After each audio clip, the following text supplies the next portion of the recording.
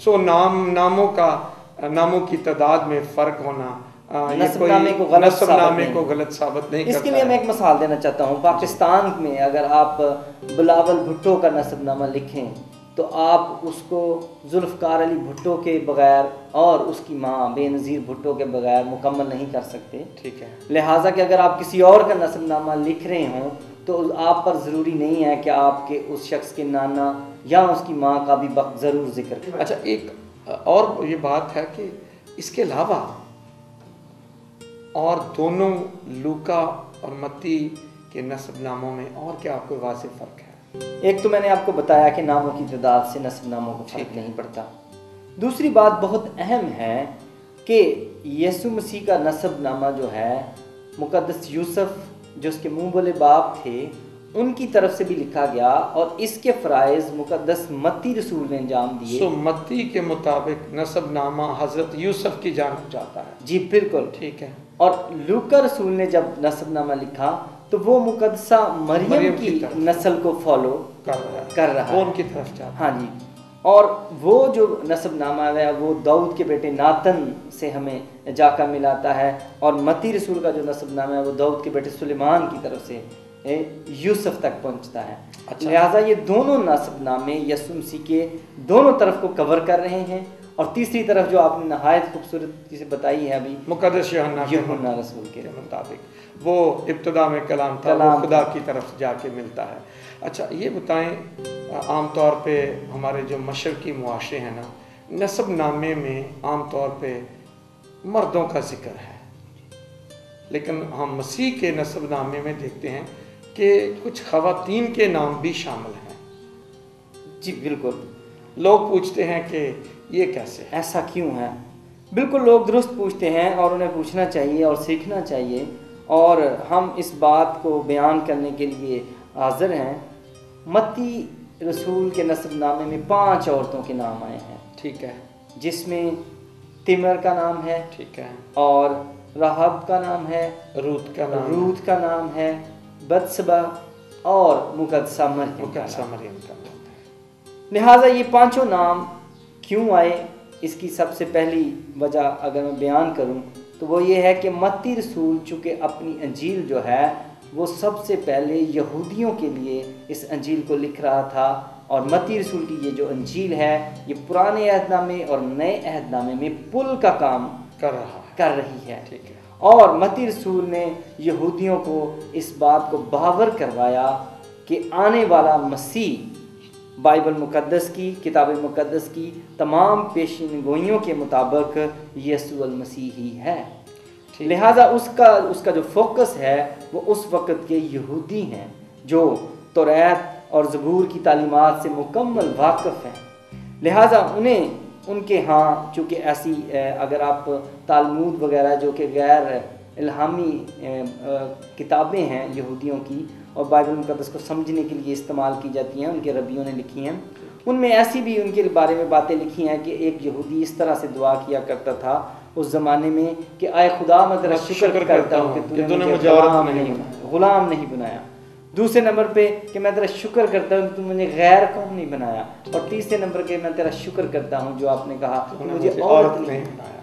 यानी इनके नज़दीक औरतों को कम समझने का जो रवाज था, जो कि किताब मुक़द्दस के मुताबिक नहीं था, इनकी अपनी ये राय थी या इनका अपना नज़रिया था, वो परवान चढ़ रहा था। एक तरफ से बड़ी खूबसूरत बात हुई है कि यीशु के नस्बनामे में ख़वातीन का नाम लिखकर ख़वातीन का जो स्टेटस है उसको बराबर कर दिया गया है कि जितना यीशु के नस्बनामे में मर्दों का हिस्सा है उतना ख़वातीन का भी है। और फिर ख़ासकर ये नस्बनामा मुक़द्दसा मरियम की तरफ जब आता है कि कुंवारी से पैदाइश है तो फिर तो ये औरत की तरफ आ रहा है। बिल्कुल बिल्कुल। और उन्होंने बहुत खूबसूरती के साथ यहूदी अवाम को ये बताया कि ये वो ख़वातीन हैं जो आपके नस्बनामे में इब्राहिम से यूसुफ तक के नस्बनामे में बहुत इनका अहम रोल रहा है, और इनके रोल की वजह से इनका नाम शामिल करना नहायत ज़रूरी है।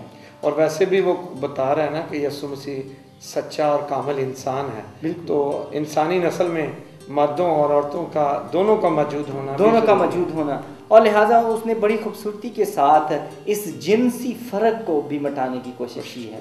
اور پھر اس میں ایک لطیف نکتہ یہ بھی ہے کہ ان میں سے 2 خواتین ایسی ہیں جو رحاب اور روت، یہ دونوں یہودی قوم سے ان کا پیدائشی طور پر تعلق نہیں ہے، لیکن پھر بھی جب یہ خدا نے انہیں سرفراز کیا ہے اور خدا نے ان کو چنا ہے اور انہیں قوم میں شامل کیا ہے تو انہیں سرفرازی دی ہے، بالکل، اور ان کو یہ اعزاز حاصل ہوا کہ یہ اس نسل میں سے ہوئیں جس سے آگے جا کر مسیح خدا پیدا ہوئی، کہ یہ اس نسب نامے میں شامل کر لی گئی۔ سو اس سے یہ خوبصورت بات ہوتی ہے کہ خدا صرف اسرائیل کا خدا نہیں، جیسا کہ وہ کبھی کبھی سمجھ بیٹھتے تھے کہ ہم خدا کے اور خدا صرف ہمارا ہے، بلکہ خدا غیر قوموں کا بھی خدا ہے، خدا غیر قوموں کا خدا ہے۔ اور خدا نے شروع سے کتاب مقدس میں اس بات کو بیان کیا ہے کہ میں سب کا خدا ہوں، میں سب سے پیار کرتا ہوں، اور ہیکل کے نقشے میں بھی آپ دیکھتے ہیں کہ غیر اقوام کے لیے بھی خدا نے جگہ رکھی، اور اس سے پیار کا پتہ ہمیں چلتا ہے۔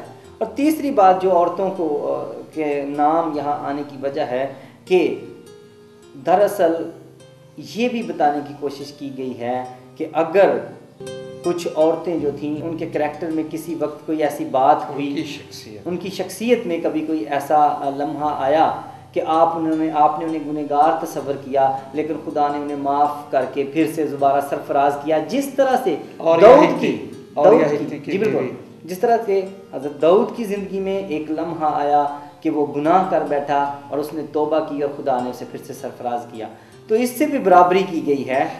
یہ بڑی خوبصورت بات ہے نا کہ جب نسب نامہ لکھا گیا ہے تو صرف پاک اور پتر لوگوں کا نسب نامہ نہیں لکھ دیا گیا، اس میں بڑی حقیقت پسندی سے نسب نامہ لکھا ہے کہ یہ ایک پشت جو مسیح کے لیے تیار ہو رہی تھی، اس میں نیک لوگ بھی تھے، لیکن ایسا وہ دور بھی آیا جیسے داؤد جیسے نبی اور پیغمبر بھی گناہ میں گر گئے، لیکن پھر خدا نے انہیں معاف کر دیا ہے، اور پھر دیکھیں وہ اس نسب نامے میں بڑی عزت کے ساتھ شامل ہوئے۔ یہ خدا کی معافی اور چناؤ، بالکل آپ کو پتہ ہے بائبل میں لکھا ہے خدا کسی کا طرفدار نہیں ہے، اور اس نسب نامے کے لکھنے سے ہمیں یہ بات سمجھ آتی ہے کہ واقعی خدا نے یہاں کسی قوم کا اور عورت مرد کا فرق کو ملحوظ خاطر نہیں رکھا، لیکن جس کا اہم رول جتنا تھا اس کے مطابق اسے سرفرازی عنایت کر کے اس نسل میں شامل کیا گیا جس سے آگے چل کر مسیح یسوع پیدا ہوتے ہیں۔ جب ہم اس نسب نامے کی بات کرتے ہیں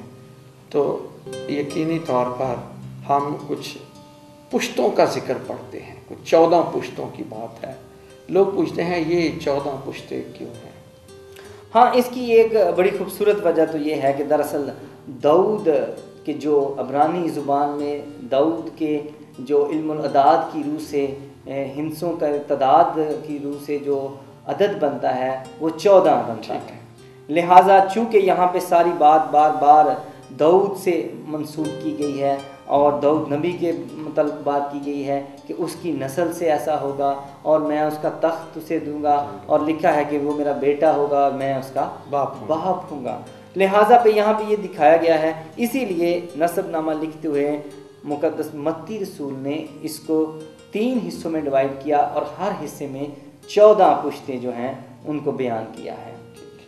یہ ایک اور دوسری بات اس کو اس طرح لکھنے کی جو وجہ ہے وہ میموری ڈیوائس کے طور پر بھی ہے کہ یہ یاد رکھنے کے لیے ایک اچھا ٹول ہے کہ آپ باتوں کو جب یاد رکھیں تو ان کو اس طرح سے بیان کریں کہ قاری جو ہے اسے آسانی سے یاد کر سکے۔ 14 ٹھیک ہے، یہ کوئی اگر ہم ضرب دیں تو یہ 42 بنتے ہیں نا، 42 بنتے ہیں۔ 42 پشت۔ جب ہم یہ 14 پشتوں کی بات کر رہے ہیں، جب ہم اس کی گنتی کرتے ہیں نا تو پہلی اور دوسری بلاک میں یا حصے میں 14 نام ہیں، لیکن آپ اگر گنتی کریں تو لگتا ہے جیسے تیسرے حصے میں جا کے 14 نہیں بلکہ 13 نام رہ جاتے ہیں۔ لوگ پوچھتے ہیں یہ کس طرح آپ 14 پورا کرتے ہیں؟ ٹھیک ہے، یہ عام قاری کے لیے یہ مشکل ضرور ہے، کیونکہ پہلے جو 2 بلاکس ہیں ان میں واقعی 14 نام گنے جا سکتے ہیں، اور جب تیسرے بلاک کو گنتے ہیں تو اس میں 13 ہیں۔ بظاہر یہ جو بات ہے وہ ایک عام قاری کو پریشان کر سکتی ہے، لیکن بائبل کے طالب علم کو یہ پریشان نہیں کر سکتی۔ ٹھیک ہے، کیونکہ اس نسب نامے کو 14 بلاکس میں گننا کیسے ہے